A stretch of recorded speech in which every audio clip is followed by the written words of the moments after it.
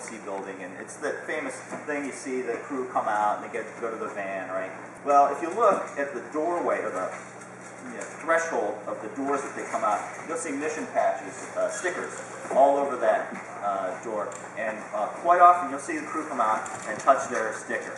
And we did that every time. So every time we came out that door, even now, when I go to crew quarters and go to my car, if I'm just even in civilian, just doing work, I'll come out and touch the patch, just because it's sort of a crew unity kind of thing. There are crews that develop little habits or jokes, and they'll do that every time they're getting in the orbiter or getting ready for a sim or something like that. But by and large, I think that we're selected to be, I would say, pretty logical and real believers in superstition. We just have little habits that are fun. Hey, we're a couple teachers back here. We're talking to the students back home. Great. So, from where? I'm from North Carolina, and Sheila's from New Hampshire. Okay. And we've got kids from all over. Great. But some of the questions are, what's the launch experience like, and what's it like being in the suit?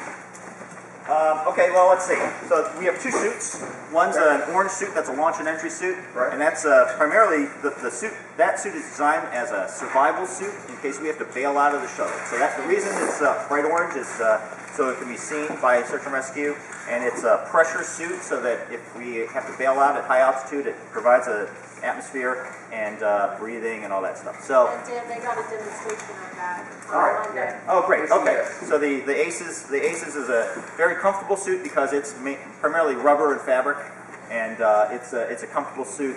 Not too heavy. That's a good suit. The EVA suit, the white suit, when you do a spacewalk, is much more complicated. It's your entire protection. When you're doing a spacewalk, you're basically a satellite out there for 8 hours, and it provides your oxygen, it scrubs the CO2, provides the power, communication, all that stuff.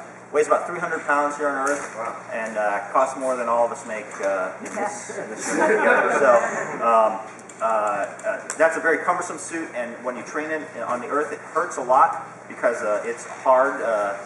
Metal bearings and fiberglass torso, and it's a painful suit to wear. A little bit more comfortable in space. The launch experience is like this EVA. It's one of these things that you're there and you have a job to do, and I consciously every 30 seconds had to break and say, appreciate this moment. Like, look at this. Look at what's going on, and you're flat on your back.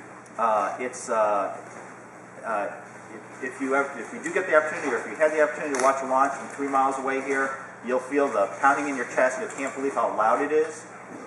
It's not that loud for us in the orbiter because the big noisemaker is pointing away from us, the engine. So we can communicate. We talk over the intercom, and when you launch, when you feel the engines start up, this engine starts 6 seconds before launch.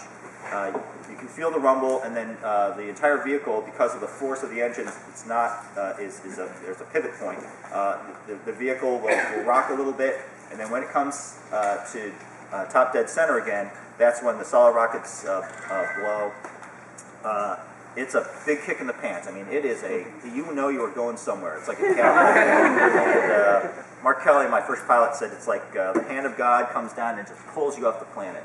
The first stage shakes a lot.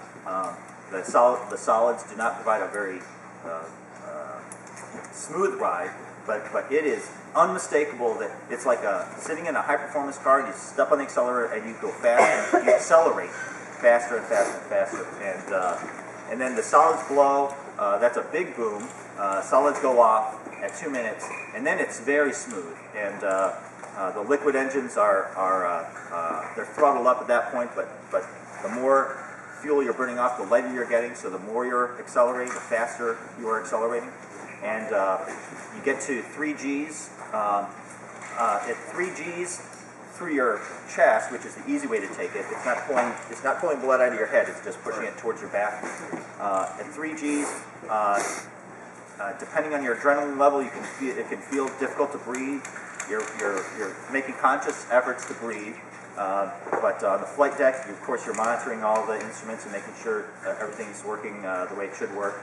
And then at MECO, main engine cutoff, you sort of come. It was described to me as thrown out of your seat. It is not like that. But all of a sudden, you are kind of pulled out of your seat.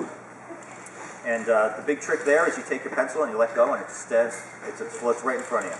And it's the most awesome thing to see. And but then we have no time to waste. Immediately after MECO, we unstrap and get going because we have no time. We have a lot of things we got to do as soon as we get there. It's fantastic, and it is one of these things that while you're doing it, you're pretty busy and you're concentrating on the task. Once it's over, you go, that was the most awesome thing I've ever done. Thank you very much. Sure. Yeah. I got a question.